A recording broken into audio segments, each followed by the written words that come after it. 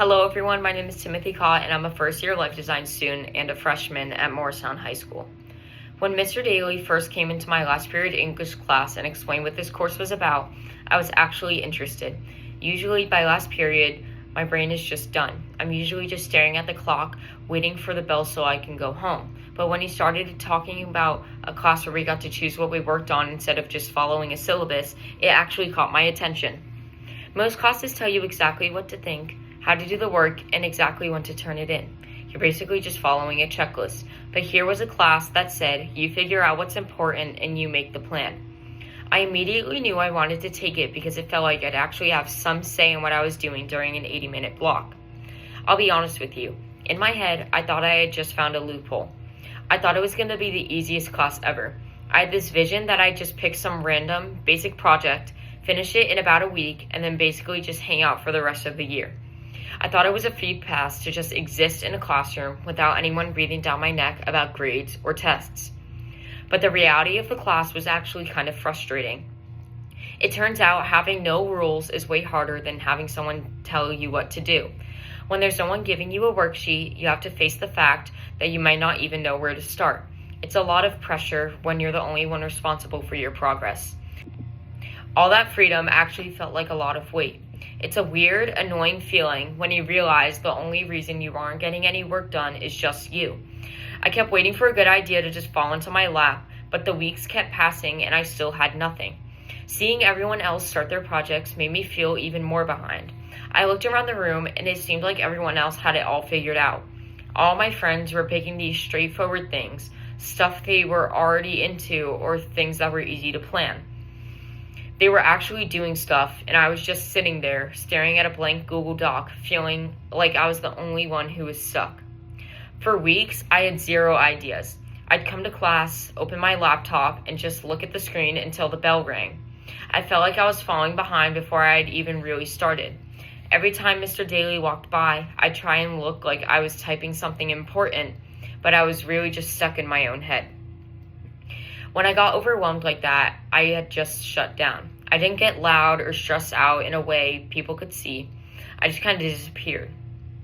I spent a lot of time watching movies and random TV shows, basically anything to keep my mind off the fact I was doing nothing in a class that was supposed to be easy.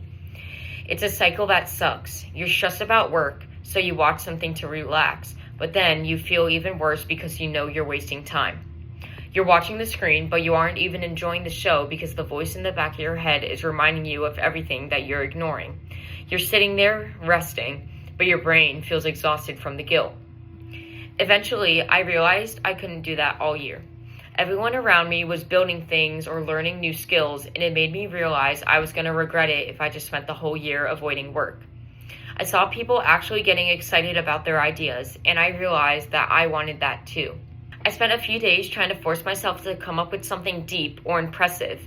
I wanted a project that sounded really cool when I told people about it, but the more I tried to come up with something big, the more I blinked. I was trying too hard to be fancy instead of just being real. So I stopped trying to find the perfect project, and I just looked at my own life. I thought about how I struggled in school before, those times where I felt like I was drowning in work and didn't know how to fix it. I asked myself, how can I take those mistakes that I made in middle school and turn them into something that actually helps a kid who's going through that right now? Middle school was a mess for me at times. In 6th grade, I had a really bad mindset. I thought if I just did the bare minimum, I'd be fine. I had a one-and-done-like policy, where I never studied for tests or even redid them. I'd take a hit on a bad grade, so I just didn't have to put in the extra effort.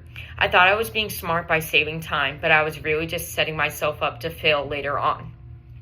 The moment I realized I had to change wasn't some big dramatic thing. It was a simple email from my math teacher that called me out. It wasn't mean, but it was honest, and it made me realize I couldn't keep making excuses. The email said, "Good evening, Timothy. Remember that homework is practice. Please spend some time actually reviewing the lessons. Your grades are okay now, but they're going to drop if you don't get a routine together.